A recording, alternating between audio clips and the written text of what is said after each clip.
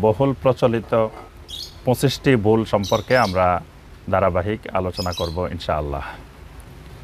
এই ভুল ত্রুটিগুলো আমরা সামনে রাখলে আশা করি ইনশাআল্লাহ আমরা সুন্নাহ পদ্ধতিতে হজ্জে বাইতুল্লাহর মতো গুরুত্বপূর্ণ ইবাদত আদায় করতে পারবো ইনশাআল্লাহ।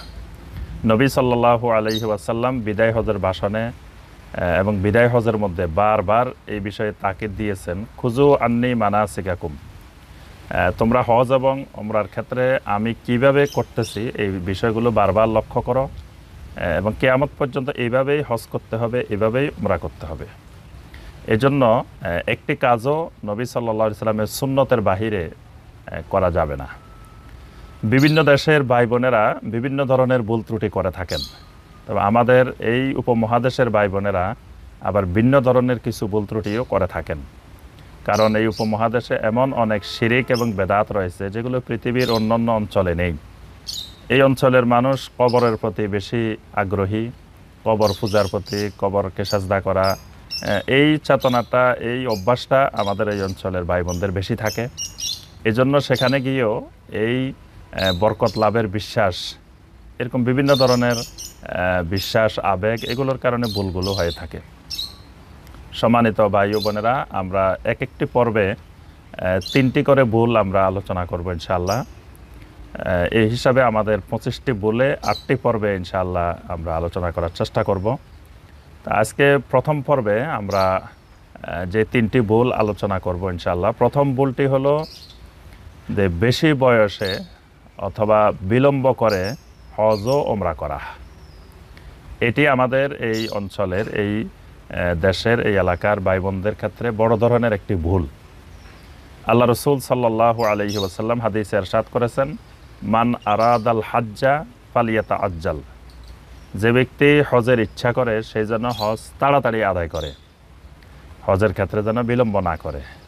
কিন্তু আমাদের সবার একটি স্বাভাবিক নিয়ম হয়ে গিয়েছে যে আমি হজ করতে হলে আমার বয়স অনেক হইতে হবে, ছেলে মেয়ে বিয়ে শাদী দিতে হবে এবং লেনদেন, ব্যবসা বাণিজ্য, চাকরি বাকরি এগুলো থেকে মুক্ত হয়ে যেতে হবে। এগুলো করতে গিয়ে আমরা অনেক বিলম্ব করে ফেলি। হজ ফরজ হওয়ার পরেও বিলম্ব করা এটি একটি বড় ধরনের ভুল। কারণ আল্লাহ রাব্বুল আলামিন কার মৃত্যু কখন নির্ধারণ করেছেন, কখন মৃত্যু হবে, এটা আমরা কেউ জানি না। যত তাড়াতাড়ি সম্ভব আদায় করে নেওয়া হজ এবং ওমরা, এটাই হলো উত্তম। এক্ষেত্রে কেউ কেউ বলে থাকেন যে এখনও হজ ধরে রাখার বয়স হয়নি, এজন্য যুবক বয়সে অনেকে হজ করতে চান না, যে এখনও হজ ধরে রাখার বয়স হয়নি। তো হজ ধরে রাখার যখন বয়স হয়, অর্থাৎ হজ ধরে রাখার বয়স বলতে আমরা বোঝাতে থাকি যে একেবারে বৃদ্ধ বয়স, 60-65 পার হওয়ার পরে আমাদের হজ ধরে রাখার বয়স হয়। কিন্তু হজের কার্যক্রম আসলেই কষ্টকর। এই কষ্টকর কাজগুলো যুবক বয়সে না করলে বৃদ্ধ বয়সে সঠিকভাবে এই কাজগুলো করা সম্ভবপর হয় না। হজের এক একটি রোকন, এক একটি ইবাদত, এটি অবশ্যই শারীরিক কষ্টের কাজ। তো এক্ষেত্রে অনেক কষ্টকর হয়ে যায় এবং সঠিকভাবে সুন্নাহ অনুযায়ী এই হজের কাজগুলো আদায় করা যায় না। এজন্য সম্মানিত ভাই ও বোনেরা, আমরা যাদের উপরে হজ ফরজ হয়েছে এবং যাদের ওমরা করার মতো সামর্থ্য রয়েছে, তারা হজ এবং ওমরার ক্ষেত্রে আমরা বিলম্ব না করে যত দ্রুত সম্ভব আমরা নিজেদের হজ, ফরজিয়ত হজ এবং ওমরাকেও অনেক উলামায়ে কেরাম ফরজ বলেছেন, কেউ কেউ ওয়াজিব বলেছেন। কারণ আল্লাহ পাক একই আয়াতে হজ এবং ওমরার নির্দেশ দিয়েছেন, ওয়া আতিম্মুল হাজ্জা ওয়াল উমরাতা লিল্লাহ, তোমরা আল্লাহর সন্তুষ্টির উদ্দেশ্যে হজ এবং ওমরা করো। এখানে হজ এবং ওমরা একসাথে আল্লাহ রাব্বুল আলামিন বলছেন, এজন্য ওমরারও অবশ্যই গুরুত্ব রয়েছে। এজন্য আমরা যখনই আল্লাহ পাক আমাদেরকে সামর্থ্য দিবেন, সাথে সাথে আমরা করে ফেলার চেষ্টা করব। এই ভুলটি আমরা করব না যে আমার হজ ধরে রাখার বয়স হয় নাই, বা আমার ছেলে মেয়ে বিয়ে শাদী দিই নেই, বা আমার চাকরি বাকরি, ব্যবসা বাণিজ্য থেকে মুক্ত হই নেই। হজ করার আগে যা হালাল, যা বৈধ, এটা হজের পরেও বৈধ। ব্যবসা বাণিজ্য হালালভাবে, এটা হজের আগে যেমন বৈধ, হজ করার পরেও আমরা করতে পারি, কোনো অসুবিধা নেই। এটি হলো আমাদের বাংলাদেশি হাজিদের বহুল প্রচলিত 1 নম্বর ভুল।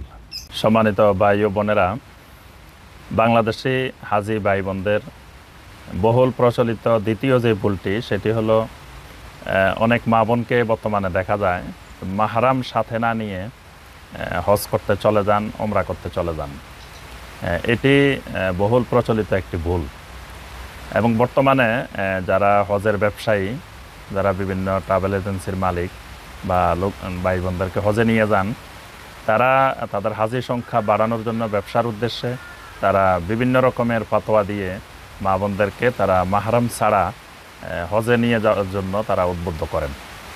কিন্তু একজন মহিলার হজ ফরজ হওয়ার যে শর্তাবলী রয়েছে, এর মধ্যে একটি অন্যতম শর্তই হলো যে ওই মহিলার সাথে মাহরাম সাথে থাকতে হবে। মাহরামবিহীন তার উপরে হজই ফরজ হবে না। আল্লাহ রসুল সাল্লাল্লাহু আলাইহি ওয়াসাল্লাম স্পষ্ট করে বলছেন, লা তুসাফিরিল মারআতু ইল্লা মাআ জি মাহরামিন।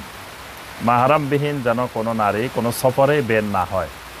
আর হজের সফর এটি তো অত্যন্ত মোবারকময় একটি সফর, এবং যেই সফরে এমন কিছু কার্যক্রম করতে হয় যেখানে অবশ্যই মাহরামের প্রয়োজন রয়েছে। কোনো কারণে বিমান বিলম্ব হলো বা অন্য কোনো দেশে চলে গেল, অন্য কোনো দিকে চলে গেল, সেখানে অবশ্যই তার মাহরামের প্রয়োজনীয়তা রয়েছে। এরপরে মিনা, আরাফাত, মুজদালিফায় যখন তারা আরাফাত থেকে মুজদালিফায় আসেন, মুজদালিফা থেকে মিনায় আসেন, মক্কায় আসেন, এই সফরগুলো খুবই কষ্টকর। আর এই কষ্টকর সফরগুলোতে যদি মাহরাম সাথে না থাকে, তাহলে তাকে সহযোগিতা করার জন্য তিনি অন্য কোনো পুরুষের দ্বারস্থ হন, যেটা মোবারকময় সফরে গিয়ে তার জন্য গুনাহের কাজ। এই জন্যই আল্লাহ রাব্বুল আলামিন নারীদের জন্য এটাকে বাধ্যতামূলক করেছেন যে তার মাহরাম সাথে থাকতে হবে। এমনকি আমরা সহিহ মুসলিমের হাদিসে, সহিহ আল বুখারীর হাদিসে দেখি এক ব্যক্তি নবী সাল্লাল্লাহু আলাইহি ওয়াসাল্লামকে বলতেছেন, ইয়া রাসূলুল্লাহ সাল্লাল্লাহু আলাইহি ওয়াসাল্লাম, ইন্নী উরিদু আন আখরুজা ফি জাইশে কাজা ওয়া কাজা। আমি তো অমুক জেহাদে যাওয়ার জন্য নাম লিখিয়েছি, আমি কি জেহাদে যাব? ওয়ামরাআতি তুরিদুল হজ, আমার স্ত্রী হজে যাওয়ার ইচ্ছা পোষণ করেছে। আল্লাহ রসুল সাল্লাল্লাহু আলাইহি ওয়াসাল্লাম বললেন, উখরুজ মাআহা, অর্থাৎ তোমার জেহাদে যাওয়া বন্ধ করে তোমার স্ত্রীর সাথে তুমি হজে যাও।